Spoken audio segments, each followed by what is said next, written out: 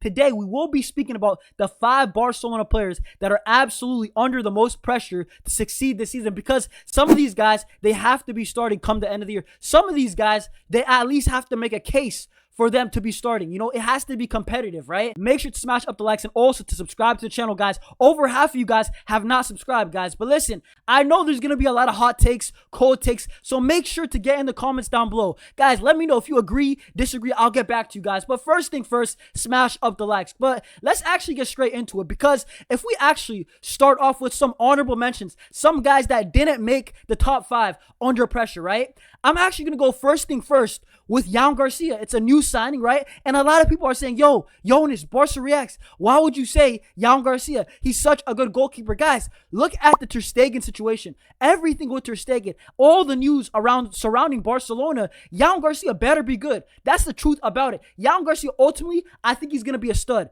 I think he's going to be one of the best Barcelona goalkeepers ever. I know it's high expectations, but I think Joan Garcia is that good, right? But one thing for sure is that he has to be good. And the truth is that Barcelona fans, they're expecting Joan Garcia to make an instant impact. So listen, guys, Joan Garcia, it seems like a weird choice, but honestly, I do think he's under a little bit of pressure, and that's why he's an honorable mention. 2 other guys that just missed out are Christensen and Dani Olmo. I'm not saying I'm out on these guys. They're both bars. Both of them start for me. If I'm Hansi Flick, I'm starting Dani Olmo and I'm starting Christensen, but you got to stay fit. Both of these guys, we pay you wages. You got to stay fit. That's all I'm going to say. I have no questions as players, Christensen and Dani Olmo, but you got to stay fit this season to both of them, right? But let's actually move on to that top 5, right? And let's start with Gerard Martin, because I got him at 5th, because the thing is, Gerard Martin, nobody really cares about Gerard Martin. Some people are out on him. In my opinion, what he did against Inter defensively was horrible. Having Dumfries have back-to-back legacy games on you is not acceptable, right? He's a big reason why we're out of the UCL. You know, didn't win, at least got to the final.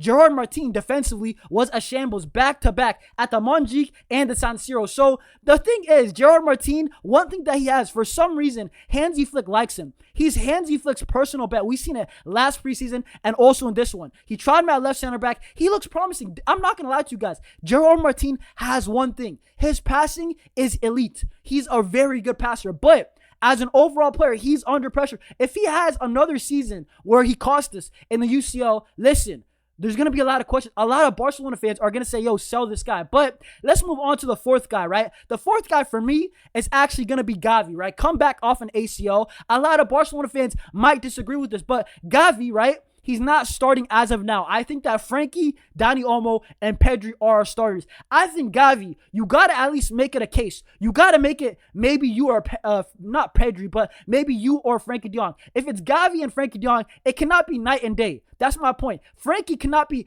light years ahead of Gavi. That's not acceptable. Gavi, last year, everybody gave you a pass. This year, I want to see more. Off the ACL, you looked amazing in preseason. You were a top 3 player for us, but I need to see more. I need to see this consistency from Gavi, and I know he's got it. We're seeing in preseason what he's doing, chipping in with goals, defensive work, right? Doing some nice passes, making some great runs. I believe in Gavi. I think, you know what? I think this guy can do it, but he still has to out there on the pitch. Now, the next player, right, out in 3rd, right, is Fermin Lopez. A lot of people are still going to be surprised, but who else can I put? Fermin Lopez, in my opinion, last year, actually had an up and down season. A lot of people are going to be like, what? He scored some goals. Listen, I do not hate Fermin Lopez. There's no reason to, right? He's a Barcelona player. I love that he plays for the badge. He absolutely does. But for the offers that we're seeing of 75 million, when Barcelona are struggling year after year to hit the 1-to-1, listen, if he doesn't have a good season, I think Barcelona, especially on Fermin, could cash out. And I like Fermin. But you know what? Last season, I gave him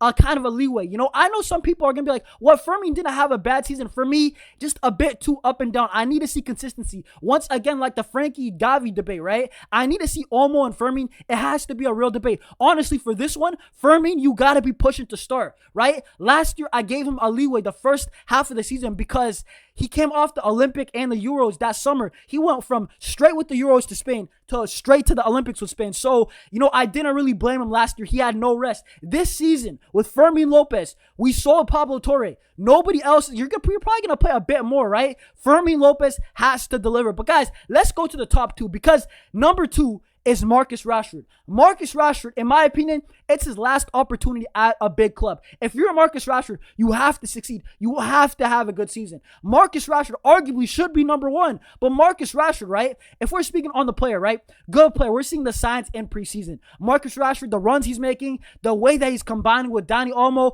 it looks like they already got a partnership. But one thing I got to say, I have to say it again. It's your last opportunity at a big club. If Marcus Rashford somehow, some way flops this season and only scores like 5 goals and 2 assists and he's injured a lot, brother, his career is practically over at the elite level. I hope Rashford does well. If he doesn't work with Hansi Flick, that's a you problem, because Hansi Flick has worked with Raphinha, has worked wonders with Ferran Torres, Lamine Yamal, Robert Lewandowski, all these guys. If Marcus Rashford, Hansi Flick cannot get a tune out of him, it's on him. And Marcus Rashford, only you could save your career, right? But let's go on to number one, because I think it's very obvious. It is Ronald Araujo, right? 2 years in a row, a lot of people are pointing at you. They're pointing the finger at you, Ronald Araujo, and they're saying you're the reason why, a big reason why we didn't win the UCL, or at least went to the UCL final against Paris Saint-Germain. And listen, to me, I disagree a bit, but the point is that it is true. Ronald Araujo against PSG did sell, right? He had that red card against Barcelona. That was his fault, 100%.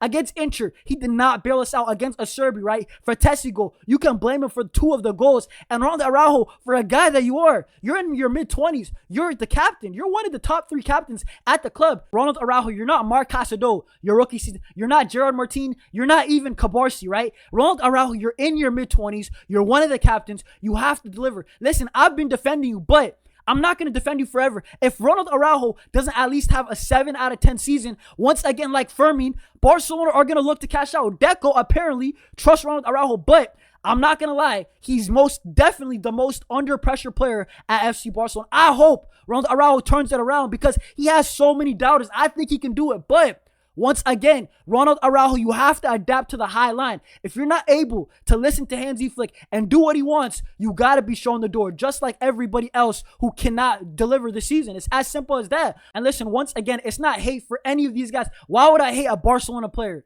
if I'm a Barcelona fan? It doesn't make sense. I'm just being completely transparent, being completely honest. Guys, that's my top 5, right? So I have Gerard Martin at 5, right? At 4, Gavi, right? At 3, Fermin Lopez. At 2, Rashford. Number 1, Ronald Araujo, right? And listen, let me know if you disagree, agree, maybe even on the honorable mentions of Jan Garcia, Dani Olmo, Christensen. Let me know down below in the comments. Guys, what are you guys saying? Smash up the likes, subscribe to the channel. I'll see y'all soon. Peace. Visca Barca.